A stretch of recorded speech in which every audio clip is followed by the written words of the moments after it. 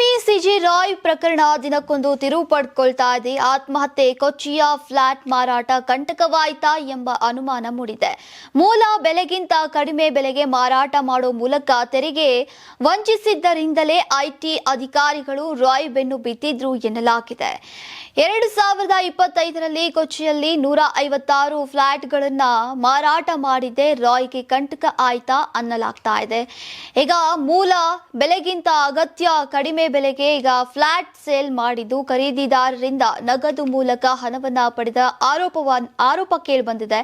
ಇನ್ನು ಕಡಿಮೆ ಬೆಲೆಗೆ ಆನ್ಲೈನ್ ಟ್ರಾನ್ಸಾಕ್ಷನ್ ಮಾಡಿಕೊಂಡು ನಗದು ವ್ಯವಹಾರ ಮಾಡಲಾಗಿದೆ. ಈ ಮೂಲಕ ತೆರಿಗೆ ವಂಚಿಸಿರುವಂತಹ ಆರೋಪ ಕೇಳಿ ಬಂದಿದೆ.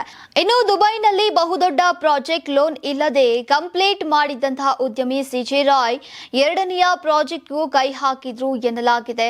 ಇನ್ನು ಕೇರಳದ ಕೊಚ್ಚಿಯಲ್ಲಿ ನವೆಂಬರ್ 27ರಂದು ನಡೆಸಿದಂತಹ ಐಟಿ ದಾಳಿ ಹಾಗೂ ಡಿಸೆಂಬರ್ 3ರಂದು ನಡೆಸಿದಂತಹ ದಾಳಿಯನ್ನ ಸಿಜೆ ರಾಯ್ ಅವರು ಪ್ರಶ್ನಿಸಿದ್ರು. ಡಿಸೆಂಬರ್ 16ರಂದು ಹೈಕೋರ್ಟ್ಗೆ ರೀಡ್ ಅರ್ಜಿಯನ್ನ ಸಲ್ಲಿಸಿ ಬಳಿಕ ಡಿಸೆಂಬರ್ 18ರಂದು ಅರ್ಜಿ ವಾಪಸ್ಸನ್ನ ಪಡೆದಿದ್ರು. ಐಟಿ ಇಲಾಖೆಯ ಶೋಧನೆ ಪಂಚನಾಮೆ ಕಾನೂನು ಬಾಹಿರ ಅಂತ ಅರ್ಜಿ ಸಲ್ಲಿಸಿ ಈಗ 2 ದಿನಗಳಲ್ಲಿ ವಾಪಸ್ ಪಡೆದಿದ್ದು ಕುತೂಹಲಕ್ಕೆ ಕಾರಣವಾಗಿದೆ. ಅಂತಾರಾಷ್ಟ್ರೀಯ ವಾಣಿಜ್ಯ ಮೇಳ 2026 ಫೆಬ್ರವರಿ 6, 7, 8ರಂದು ಬೆಂಗಳೂರಿನ ಅರಮನೆ ಮೈದಾನದ ತ್ರಿಪುರವಾಸಿನಿಯಲ್ಲಿ ಆಯೋಜಿಸುತ್ತಿದೆ.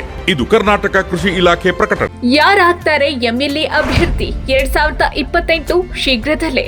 ಪ್ರತಿದಿನ ಒಂದೊಂದು ಕ್ಷೇತ್ರದ ಟಿಕೆಟ್ ಆಕಾಂಕ್ಷಿಗಳ ಸಂಪೂರ್ಣ ಮಾಹಿತಿ ಪೊಲಿಟಿಕಲ್ ಜರ್ನಲಿಸ್ಟ್ ಕೆಎಂ ಶಿವಕುಮಾರ್ ಅವರಿಂದ. ಕರ್ನಾಟಕದ ನಂಬರ್ 1 ಡಿಜಿಟಲ್ ಮೀಡಿಯಾ ನಿಮ್ಮ ನೆಚ್ಚಿನ ಕರ್ನಾಟಕ ಟಿವಿಯಲ್ಲಿ ಮಾತ್ರ. ನೀವು ಸಣ್ಣ ಆಗ್ಬೇಕಲ್ವಾ? ಅದು ಒಂದು ಉತ್ತಮ ಆಹಾರದಿಂದ ಸಣ್ಣ ಆಗ್ಬೇಕಲ್ವಾ? ಪ್ರತಿದಿನ ನಮ್ಮ ಜೀನಿ ಸ್ಲಿಮ್ ನ ಯೂಸ್ ಮಾಡಿ ಯಾವುದೇ ಸೈಡ್ ಎಫೆಕ್ಟ್ ಇಲ್ದಂಗೆ ನೀವು ಸಣ್ಣ ಆಗ್ತೀರಾ.